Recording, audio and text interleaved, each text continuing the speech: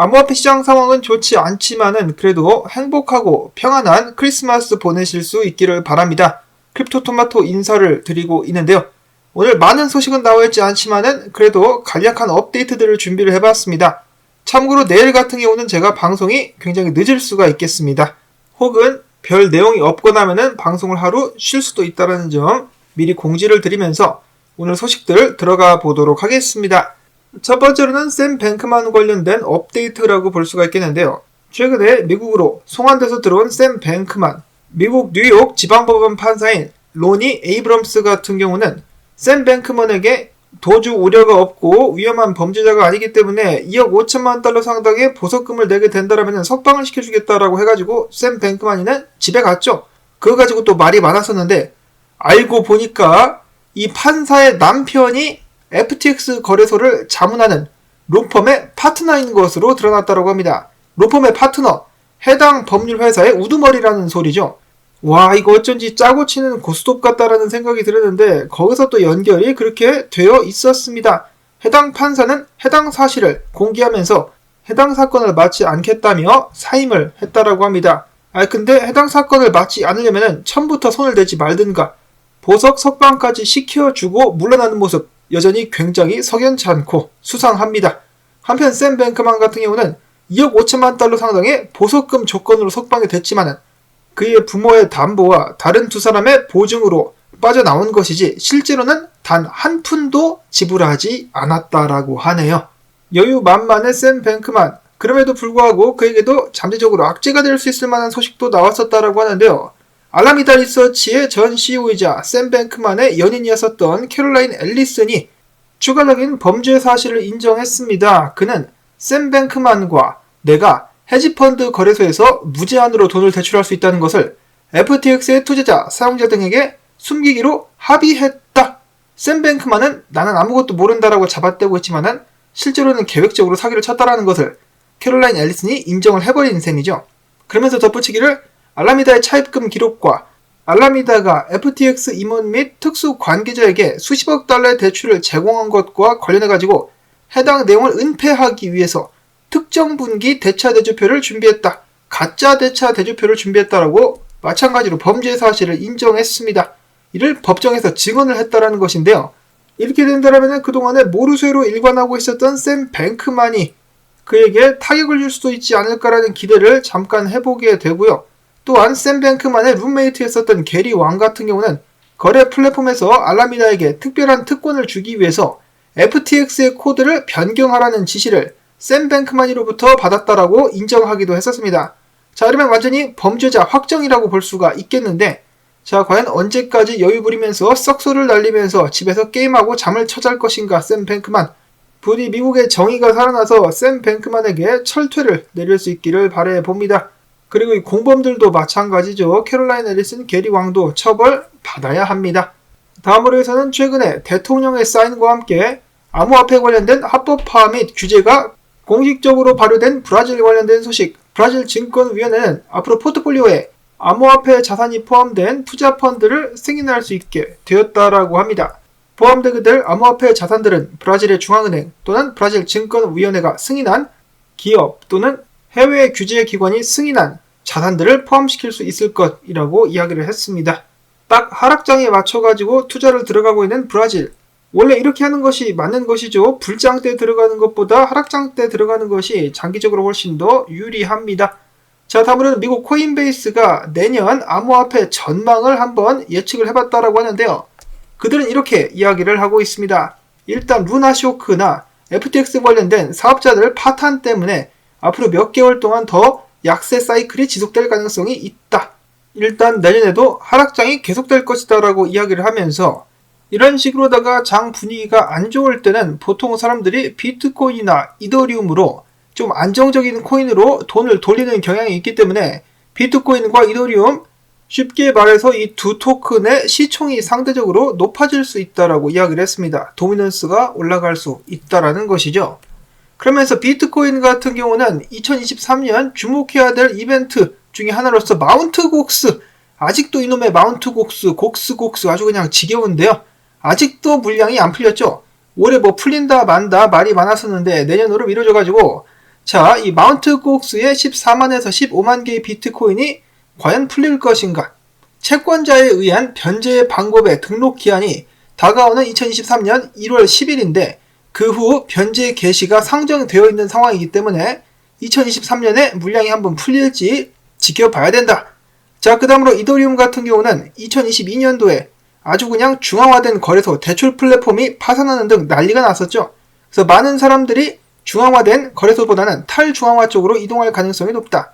그래서 이더리움 같은 경우 다른 레이어 1 프로젝트들보다 덱스 활용도가 더 높아질 수 있다라고 예측을 했습니다. 실제로 다른 이더리움 킬러로 불렸었던 프로젝트들 하나둘씩 무너져 나가고 있으면서 다시 한번 스마트 컨트랙트의 최강자는 이더리움이 아니냐, 역시 가장 많이 활용되는 프로젝트는 이더리움이 아니냐라고 많은 사람들 사이에서 다시 한번 각인이 되고 있는 상황입니다.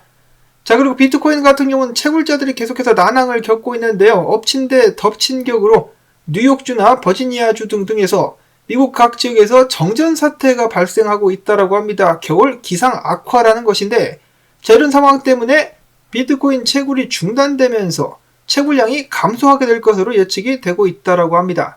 안 그래도 수익성이 후달리는 사업인데 지금 이제 일까지 못하게 돼버렸다라는 것이죠. 굉장히 안타까운 상황. 그러면은 비트코인 해시레이트에도 영향을 주게 되지 않을까? 자, 그와 동시에 크립토 퀀트 측에서는 이야기하기를 채굴자들이 거래소로 비트코인을 전송하는 횟수가 확 줄어들었다. 무슨 말이냐? 전에보다 덜 팔고 있다라고 볼 수 있는 것이죠. 자, 어떻게 되는 것일까? 팔 수 있는 물량을 다 팔아버리는 것일까? 아니면 앞에서 봤다시피 채굴이 안 되기 때문에 덜 팔고 있는 것일까?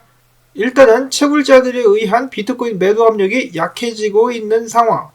과거 같았으면은 이런 상황이 왔을 때, 바닥에 가까워져 가고 있구나 라고 희망 회로를 돌려볼 수 있었을 것인데, 암호화폐 시장의 위기는 여전히 계속되고 있다.